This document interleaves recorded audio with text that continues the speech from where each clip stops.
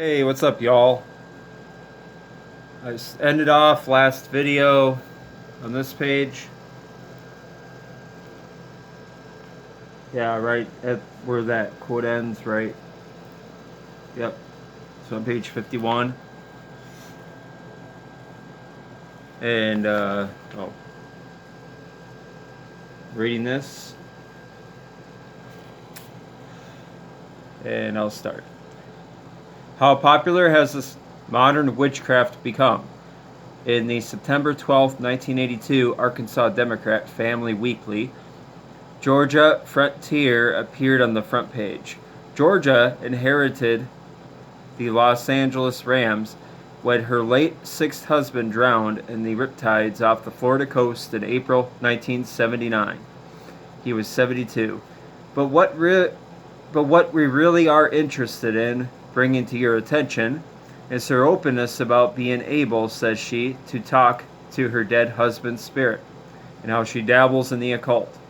On page 11 of the September 12th issue, we read the following, quote, Georgia gives Nolan Cromwell an unasked for raise. In Georgia, who dabbles in the occult, she says she's talked to Carol's spirit, mysteriously waves a hand at halftime over Hayden's injured leg, which is believed to be broken. I thought for sure she was nuts, Hayden says. Then, incredibly, after the doctors told me they were sure it was broken, the x-rays were negative. Unquote. Why are more and more people coming out publicly and admitting to be connected with spiritualism? About 25 years ago, they would be afraid to make such statements for fear of public ridicule and harm. However, most Christians never heard of the Fraudulent Mediums Act of 1951, which only applies to those who obtain money from the public under the pretext of possessing supernatural power. This allows those who really can perform these lying wonders to practice their arts legally in the open for the first time in hundreds of years. Most witches, because they believe in the immortality of the soul, teach that every human being has a spirit guide that they can contact for advice. This is also where the psychics claim their advice and information comes from. These departed souls, they say, are the spirits of loved ones, ancient Indian chiefs, or Egyptian, Hindu, or Chinese sages or wise men from past ages. These spirits, they say, have much wisdom because the spirit guides have experienced many reincarnations and have mastered the lessons they were meant to learn while on earth, and now have the power to benefit the living. As we already read from scriptures, the doctrine of life after death, or the belief in an immortal soul, is a lie from the devil. But the miracles and spells that some witches have are very real. And I will stop there for a minute just to give you a heads up that I made in the previous other videos, just a reminder anyways, that when this guy speaks of his theology, doesn't mean that I necessarily am agreeing with it. I'm reading this book because there's a lot of good researched stuff to share in this book regarding the secret societies and the mystery schools and their symbolism. So this guy seems to have a Seventh-day Adventist form of theology because they don't believe in life after death. They believe that when Christ obviously comes back and resurrects you from the grave, that is when you get to live on, basically. So anyways, I'm going to continue. They may not know it, but they receive their power from devils, who after they use them to deceive other humans, will destroy the very ones they have used. However, a person who has chosen the teachings of Jesus Christ and made his spirit a guide through a knowledge of the scriptures knows that these spirit guides are not spirits of past sages, but spirits of devils impersonating them. And the believer who has chosen the God of the Bible is promised protection from those who practice voodooism and spellcasting. In Numbers chapter 23, verse 23, we read, quote, Surely there is no enchantment, witchery against Jacob, neither is there any divination against Israel." Unquote. As established earlier, the ancient pagans believed that when they died, their souls flew up to the heavens and took possession of one of the stars. The chief gods of the zodiac, which were but emanations of the sun god, all had a sacred number. Space does not allow us to examine all of these numbers in astrology. However, to help us understand why this mysterious number 666 was given to John the Apostle in Revelation chapter 13, verse 18, warning us not to be identified with it, it is necessary now to examine some ancient pagan numerology. Ancient astrology teaches that one of the sacred numbers of the chief god of the zodiac, the sun, was the number 1. The sun symbol we saw earlier was a heavenly bull and a serpent. Since Babylon was the birthplace of astrology and the rest of idolatry, we will see how this Babylonian system of gods and goddesses spread throughout the ancient world and has penetrated into modern culture today. Originally, the letters of the various alphabets had, and still have, to some extent, a numerical significance. The English language has lost track of this, for there are no numbers that identify with each letter of our alphabet. But the first letter of the alphabet in many languages still carries with it a reference to the sun god, one whose main symbol was either a serpent or a bull. Take, for instance, the first letter in the Hebrew and Chaldee alphabet. It was a symbol of a bull. The Greek word Aleph, alpha, is the name of the first letter in their alphabet, and it means bull or ox. It is interesting to note that the ever-revered bull god of the Orient, the elephant, has the same root Aleph in his name, E-L-E-P-H. And almost every Hindu temple has its phallic idol to commemorate the life-giving qualities of their god. So to honor the sun, the god, 1, the heavenly bull god, the first day of the week. Oh, that's where he's going, yeah. Sunday, and the first of everything, was dedicated to the bull god as sacred. The first day of the month, the first day of the year, the firstborn son, and the first fruits of the harvest and of the flocks were kept sacred and dedicated to him. Indeed, most Christians cast away the original day of the worship described in Genesis chapter 2, verses 1 through 3, before Jews were ever heard of, for the observance of Sunday, the first day of the week. We will investigate this mystery later. The number 2 in ancient astrology is considered a female number and a symbol for the mother goddess who, according to pagan belief, is the second member of the Godhead. However, pagan philosophy teaches that the number 2 was thought upon as an evil number. In ancient paganism, women were considered as evil and the cause of death. Some scholars claim that our very word evil is Eve-ill. So, derived from Eve. The name of the second letter of the Hebrew Chaldean alphabet is Beth, a feminine proper name which means house.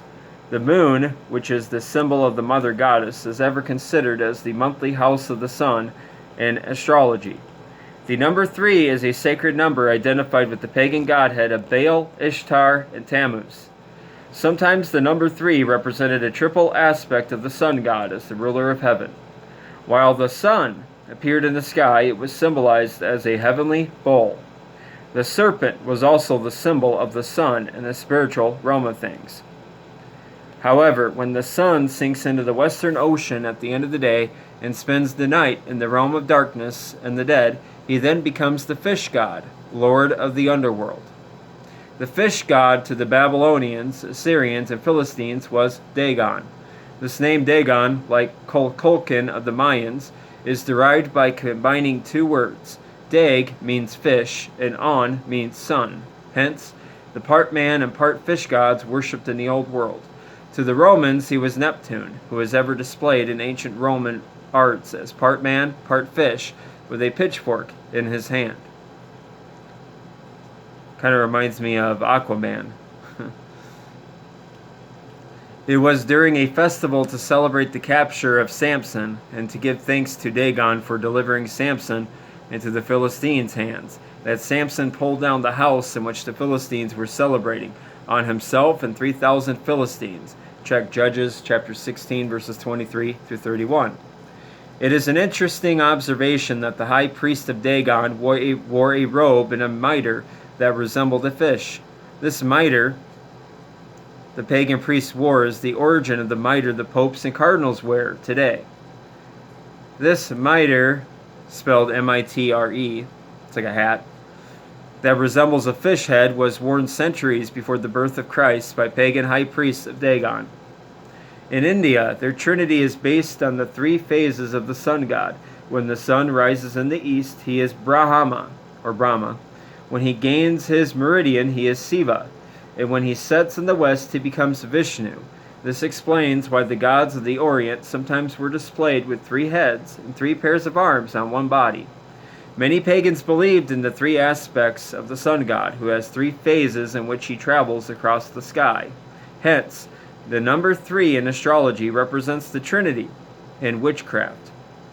The number 4 is the sacred number in astrology for the sun as ruler of the 4 quarters of the universe, or the 4 divisions of the zodiac, the 4 seasons and the 4 directions. It is interesting to note the name of Tammuz, where the cross originally came from. It was originally the initial T in Tammuz, which was known as the sacred Tau. The cross was a symbol of the sun worshippers centuries before Jesus was born. The number 4 itself is little more than a cross. Take away the angular bar and we have a cross. As the reader probably has observed, no Catholic will pray a prayer or worship God until he makes the 4 directions across his head and body to resemble it. That which is now called the Christian cross was originally the mystic Tau that the Chaldeans used to sacrifice a firstborn child to the sun god. And it was this very thing that was used to crucify Jesus on. No greater insult could Satan give the Christ than to sacrifice him on his own symbol of heathen worship. We have already explored some of the reasoning behind the number 5 in astrology, such as the 5-pointed star, pentagram. But it is the number 6 that should capture our close attention. The hidden meaning and symbols represented by the number 6 are so involved that an entire book could be written about this number and its origin. Here again, we explore the worship of the serpent, because the number 6 has ever been connected with the serpent. I'm going to pause there for a second. Here's a little diagram here, or whatever, on the Greek and Hebrew alphabets. What's interesting is, let me find it here. Take a look at the number 6. If you can see it, 1, 2, 3, 4, 5, 6. That resembles a lot of the symbol that's on our Monster energy drinks. They got 3 of them on there, 666, right? It does resemble, yep. Anyways, it is interesting to note that man and the serpent, along with the other land animals, were created on the 6th day. Genesis chapter 1, verses 24 through 31. The words used to say 6, sex in Latin, size in Spanish, six in Norwegian, chest in Portuguese, and secht in German, if I pronounce that right. That one's in German is spelled S-E-C-H-S.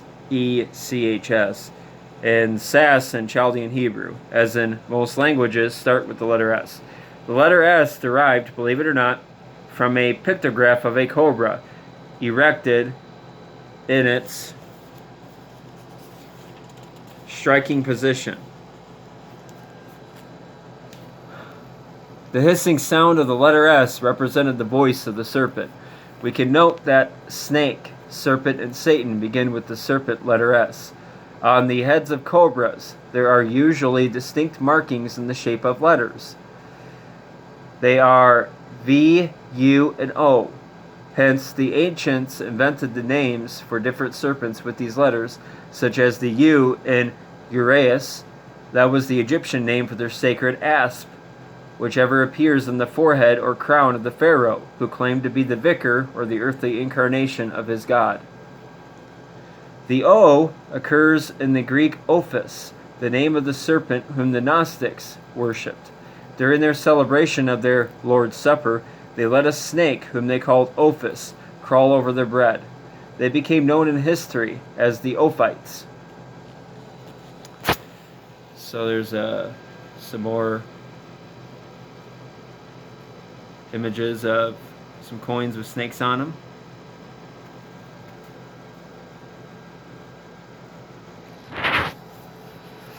In the Greek numerical system, the symbol S is called the sigma and was originally the sixth letter of the Greek alphabet.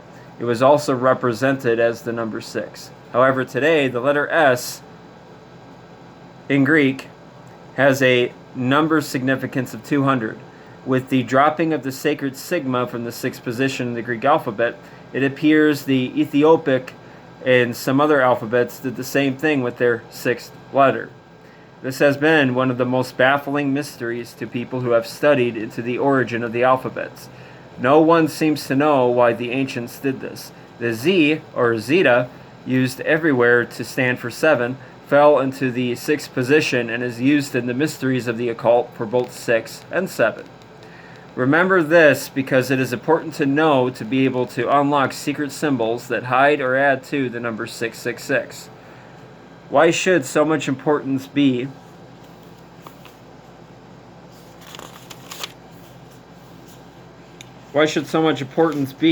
attached to this number 666? The answer is found in Revelation chapter 13, 17 through 18, that no man might buy or sell unless he identify with the mark of the beast or the name of the beast, or identify with the number of his name, 666. This prophecy is still future, but if the reader is found identified with these things, he or she will be destroyed by Christ himself. Revelation chapter 14, 9 and 10. We will find the origin of this number of doom, 666, shortly. The numbers 6 and 7 are often interchangeable. This confusion is probably where we get our expression today, at 6s and 7s, a term meaning confusion. The Greek numerical system is certainly at 6s and 7s when it comes to these two numerical symbols. When we study the origin of the number 7, we see that the number 7 stood from the time of Babylon on for the giant serpent of the sky, whose 7 heads were a symbol of the 7 fate-controlling planets which serpentine their way through the zodiac in the Babylonian astrological system. Here we begin to see why the Apostle John in the book of Revelation symbolized Satan and his astrological religion as a 7-headed serpent, dragon, attacking the woman, which is a symbol of God's true church. Quote, "And there appeared another wonder in heaven, and behold, a great red dragon, having 7 heads and 10 horns, and 7 crowns upon his head." Unquote. Revelation chapter 12, verse 3. The scriptures themselves show that the cosmic 7-headed dragon is a symbol of Satan. Quote, "And the great dragon was cast out, that old serpent called the devil and Satan, which deceiveth the whole world. He was cast out into the earth, and his angels were cast out with him." Unquote. Revelation chapter 12, verse 9. Now, in Revelation chapter 17, verses 1 through 5, we observed earlier that Mystery Babylon the Great, the mother of harlots, is riding a 7-headed beast. However, this is not a dragon devil, but a beast which in symbolic language represents a political power. See Daniel chapter 7, verses 1 through 8, verse 17, 23, and 24. We will study more about how a beast in Bible prophecy is a symbol of political power further on. It will also be shown later on that this beast from the bottomless pit with 7 heads and 10 horns is Satan's last political movement that will try to unite the world under one banner. As we already established, the serpent was ever displayed in the pagan arts as an emblem of the sun god. It is eye-opening to learn that even many of the names used for the sun gods actually add to 666. For instance, all the avatars, incarnations of the sun god, which were 10, according to the Hindu belief, were called Buddhas or Rasis of the Sun, or the sun. The Greek word to describe the Buddhas, or Rasis, that's spelled R-A-S-E-E-S, is, I'm not going to pronounce it, so I'll spell it, X-I-U-V. So the Greek word to describe the Buddhas, or Rasis, is the word Zayuv, probably wrong, so I'll again spell it X-I-U-V. This means wisdom of the sun, or solar wisdom. In the ancient Greek language, this word to describe avatars of the sun added to 666. And I'll show you a little bit there.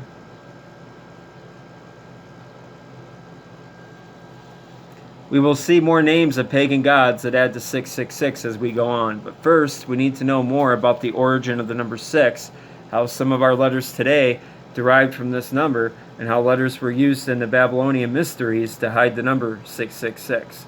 We have noted that S is the initial of most words used for 6. In several Greek dialects, the S was replaced by F, which the Greeks called bow, etc.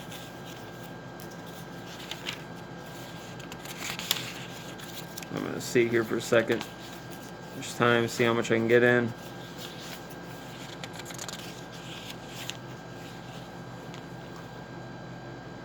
Wow, so we can go on here. Okay. Anyways, if you take away the crossbar on F, it too resembles a snake in striking position. There is a very striking resemblance between S, F, and V. It can never be understood why the occultists use these letters in their mysteries unless the reader remembers the S, F, and V represent the number 6. V is the 6th letter in the Hebrew Chaldean family of alphabets. F replaces it in Western alphabets, and it must be noted, as stated before, like 6 and 7, F and V are ever interchangeable. Take, for instance, knife and knives. Another letter that is a serpent symbol in Greek was the letter M. This letter represents in the mysteries the number 12 and is the 12th letter of the Greek alphabet. M is frequently used for the letter S because it is just a sigma on its side. And yeah. Now, if M is but a sigma on its side and refers to the second 6 or 12th letter, it would appear significant that the symbol for the letter following the sigma should be nothing more than a Z or Zeth on its side. In the mysteries of paganism, the second 6M, or the number 12, stands for the zodiac. As we have seen, the dropping of the sacred sigma as the 6th letter numeral causes the Z to drop back into the 6th place. However, like the letter S, the Z also resembles a hissing sound, so the ancients never lost the significance of the number 6.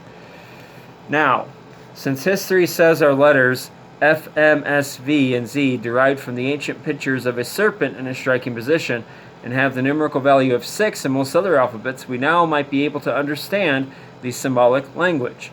Just as a number in our present numerical system has place values such as 6 written alone equals 6, 2 6s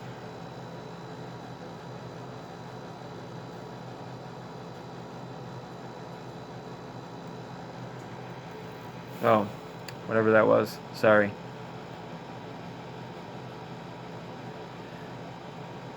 And have the numerical value of 6 in most other alphabets, we now might be able to understand the symbolic language. Just as a number in our present numerical system has place values such as 6 written alone equals 6, 2 6s together equals 66, and 3 6s together would equal 666.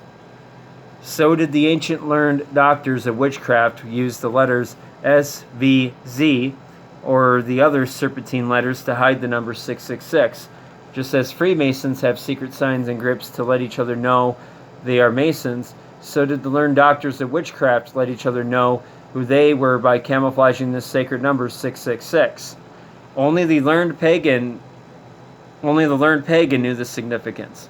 The number 666 was written in serpentine letters like S, S, S, V, V, V, or Z, Z, Z. They also arranged the letters in different ways. Sometimes they would turn them upside down or sideways. The triple S sometimes could be seen with a line drawn through the middle of all three S's and turned sideways. This is the origin of the popular amulet called the Oriental Cross.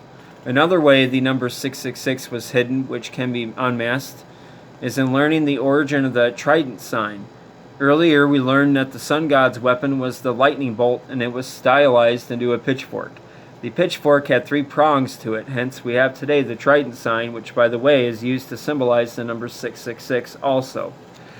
Beware of these schemes to deceive, for it is still not clear how this number of doom, 666, will keep God's people from buying and selling.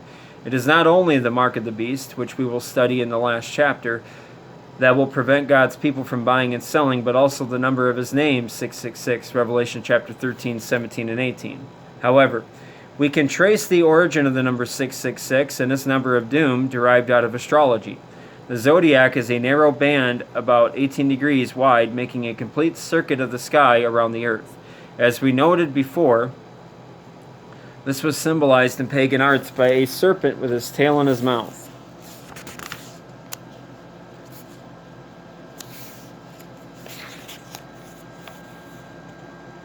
forming a circle. This represents to the occultist endless time or eternal life. There's some more imagery here. These are symbols occultists have worn to secretly display the sacred number 666 of astrology. So, right here.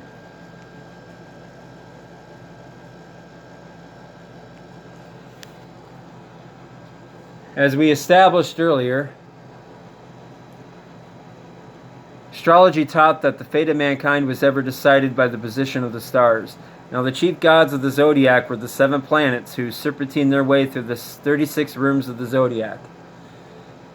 The 7 planets travel through the narrow band of the zodiac at varying speeds. The zodiacal band itself was divided into 12 houses, one for each month of the year, and each house was divided into 3 rooms, making 36 rooms in all, one for each 10 degrees of the zodiacal circle. Here we find the origin of our present timekeeping. Believe it or not, the dial of a clock is derived from the 12 houses of the zodiac. Thus, the zodiac was a heavenly clock, with which today we measure time. Here's another interesting fact. It was not by chance that our ruler has 12 inches to a foot. Both of these systems of measuring time and length were based upon the 12 houses of the zodiac. It was not by chance we have 12 units to a dozen. Here we can find the origin of the chance of fate. It is not by chance that the original roulette wheels have a 360-degree circle with 36 divisions of 10 degrees each, with a blank or 0 division to represent the 5 days beyond the 360 days in a year.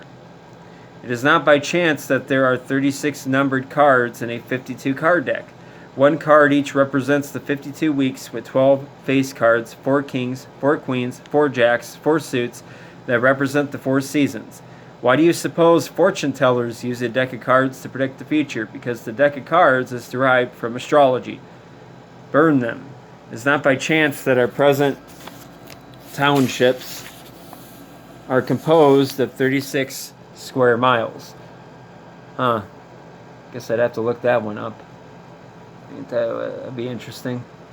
For several writers point out that the ancients divided the earth according to the divisions in the sky.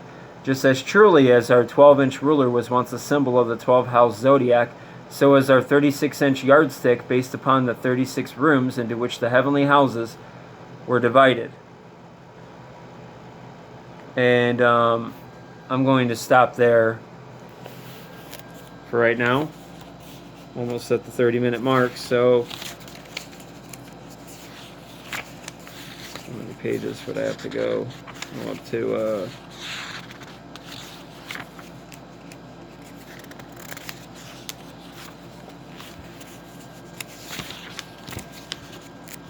okay. Yeah, there's a lot to read here. It's really cool. Good stuff. Anyways, that's it for this video. I went to do before these Illuminati 666 videos. I was trying to do one on the face masks, how I'm looking at it as a form of dehumanizing us and degrading us and stripping our individuality away from us in a ritualistic fashion. And well, there was a supposed communist textbook that I had bought years ago called Brainwashing and the Art of Psychopolitics and Russian Communism, how they brainwash nations and people to strip people of their individuality away. And there was a chapter there that really did sound like, you know, what they're doing to us with these face masks and stuff. And it's just food for thought. But I tried to do it twice, but YouTube took them down. Maybe one of you guys had a chance to view it just for a minute, but because one was up for like just a little bit, but nope, took him down. So okay, all right. So I will read some more. Take care.